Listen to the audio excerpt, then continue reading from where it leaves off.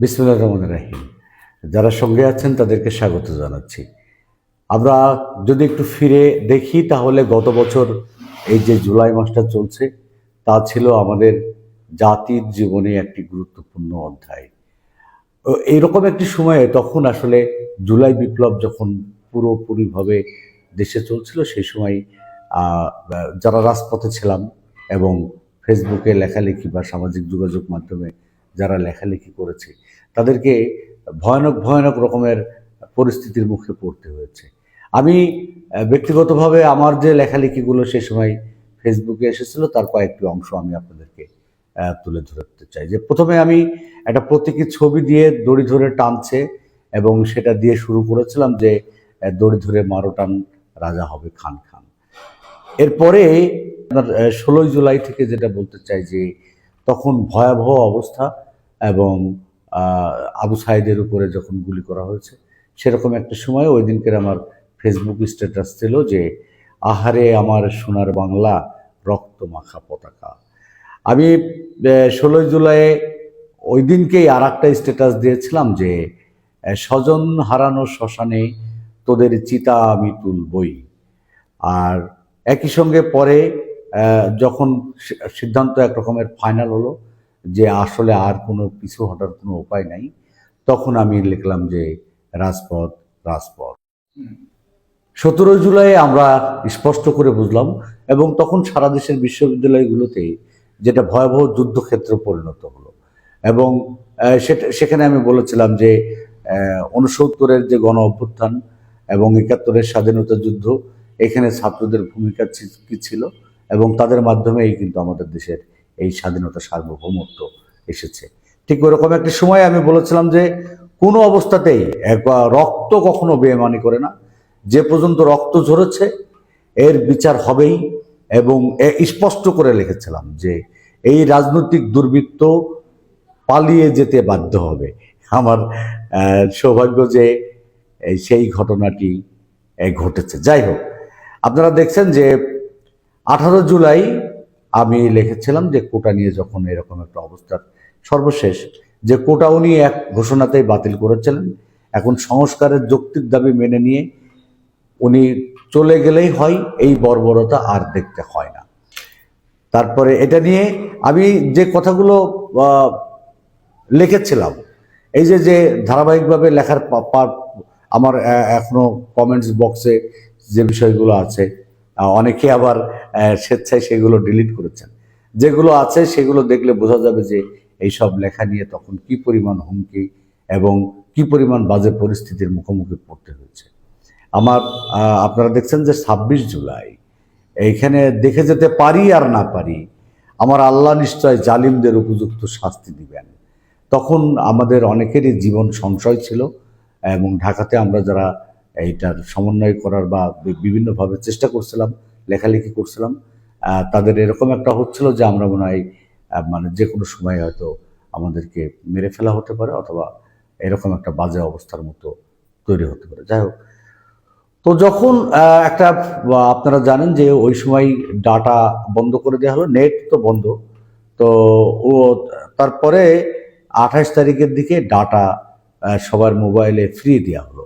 তো সেদিনকে আমি লিখছিলাম যে ডাটা ফ্রি দেওয়া যায়, জীবন ফিরিয়ে দেওয়া যায় না, তার আগে অনেক জীবন ঝরে গেছে। আমরা কিন্তু 30 তারিখে বুঝছিলাম যে একটা কিছু হতে যাচ্ছে এবং এখন যে কোনোভাবে হোক আমাদের মনোবলটা ধরে রাখতে হবে। তো 30 তারিখে আমি লিখেছি যে আল্লাহকে ডাকেন এই সমস্ত খুনি জালেমদের হাত থেকে দেশটা যেন রেহাই পায়। আর 30 তারিখে আমার আর একটা স্ট্যাটাস ছিল যে নবারুণ ভট্টাচার্য সেই কবিতার একটা অংশ বিশেষ, যে হত্যাকারী পরিচালিত বিচারালয়ে মিথ্যা অশিক্ষার বিদ্যায়তনে শোষণ ও ত্রাসের রাষ্ট্রযন্ত্রের মধ্যে সামরিক অসামরিক কর্তৃপক্ষের বুকে কবিতার প্রতিবাদ প্রতিধ্বনিত হোক। আমি 31 তারিখে জুলাইয়ের 31 তারিখে আমি লিখেছিলাম যে মিথ্যা কখনো বিজয়ী হয় না। সিনেমার খলনায়ক যত শক্তিশালী হোক, দমন পীড়ন চালিয়ে তার নিজের শ্রেষ্ঠত্ব দেখাক, দিন শেষে তার পরাজয় নিশ্চিত। মহান পরিচালক মানুষের ধৈর্যের পরীক্ষা নেন, কিন্তু সঠিক বিচার করতে তিনি কখনো ভুল করেন না। আমি এই স্ট্যাটাসটা দেওয়ার পরে তখনও না, এই যে কমেন্ট বক্সে এখনো যেগুলো আছে, তারা অনেক কথা, অনেক হুমকি, অনেক বিষয়, কিন্তু আমরা থেমে থাকিনি। 2 আগস্টের যে মর্মান্তিক ঘটনাটা, যেটা হলো বিভিন্ন বিশ্ববিদ্যালয়ে তখন শিক্ষার্থীদের 175 জনের মৃত্যু ঘটেছিল। আপনারা দেখেছিলেন যে তাদের 78 ভাগ শরীরে প্রাণঘাতী বুলেটের চিহ্ন ছিল। বলার অপেক্ষা রাখে না যে পুলিশের গুলিতে বা ছাত্রলীগ যুবলীগের গুলিতে নিহত হয়েছিল সেসব শহীদ যোদ্ধা। তখন যখন রাষ্ট্র উল্টো করে আবার এই ছাত্রদের উপরে এই মামলা দিল, ঢাকা শহরে তখন 264টি মামলা দায়ের করা হয়েছিল, এবং সে সময় তাদের এই সারা দেশে তখন এই মামলা, ওই 2 আগস্টের মধ্যে সারা দেশে তখন মামলা হয় 500 এবং 10,000 গ্রেপ্তার। আর ঢাকা শহরে যখন যে হত্যা মামলাগুলো হয়েছিল, এটা পুলিশ বাদী হয়ে উল্টো করে ছাত্রদের নামে মামলা করেছিল। সেই সময় আমি এই বিষয়ের উপরে লিখেছিলাম যে কোনো অবস্থাতেই এই যে আজকে যে শিক্ষার্থীদের মিথ্যা খুনির মামলা দিয়ে তাদের জীবনকে একটা হুমকির মুখে ফেলা হলো, এর দায় এই সরকারকেই নিতে হবে। এবং আমি সেই ন্যাক্কারজনক ঘটনার তীব্র নিন্দাও আমার স্ট্যাটাসে আমি লিখেছিলাম 2 তারিখে।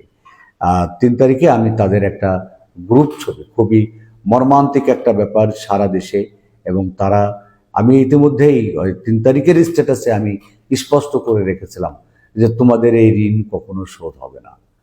আমরা ভাষা পেয়েছি রক্ত দিয়ে, আমরা স্বাধীনতা পেয়েছি রক্ত দিয়ে, আমরা এই যে জুলাইয়ের আগে 16 বছর ধরে চেপে থাকা এই ফ্যাসিস্ট শেখ হাসিনাকে মুক্ত করতে পেরেছি রক্ত দিয়ে। যারা রক্ত দিয়েছে তাদের প্রতি অতল শ্রদ্ধা, তাদের ঋণ কখনো শোধ হবে না, সে কথা আমি 3 আগস্ট আমার ফেসবুক স্ট্যাটাসে দিয়েছিলাম, এবং তাদের ছবি সহ। আমরা 4 আগস্টে আন্দোলনের যে দমাতে যে নেট বন্ধ বা অন্যান্য যে প্রাসঙ্গিক বিষয়গুলো নিয়ে সারা দেশ এক ধরনের অস্থিরতা এবং দম বন্ধ হয়ে যাওয়ার মতো অবস্থা, সেটা 3 আগস্টেই, এই 3 আগস্টের স্ট্যাটাসে আমি সেটা রেখেছিলাম যে শেষের দিকে যে কথায় কথায় ইন্টারনেট বন্ধ, এই স্বৈরাচারী বন্ধ না হলে, এই স্বৈরচারিতা বন্ধ না হলে সেই ক্ষমতার দরজা চিরতরে বন্ধ হয়ে যাবে। সেটা আমি আমার গত আগস্টে 2024 সালের 3 আগস্টে এটা লিখেছিলাম। এটাই সেই যেটা আপনারা দেখছেন যে ইলিদার মুষ্টিবদ্ধ হাত।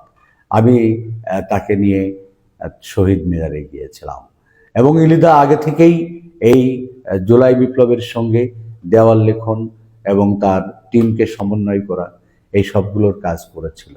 আমার মেয়ের সঙ্গে আমি জুলাই বিপ্লবে শহীদ মিনারে যেদিনকে গিয়েছিলাম, যে 3 আগস্ট, এবং সেখানে জনসমুদ্রে পরিণত হয়েছিল।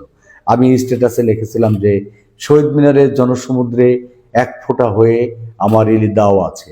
এই প্রাঙ্গণ থেকে যে আন্দোলন সূচনা হলো তার যেন সফল হয় ইনশাল্লাহ।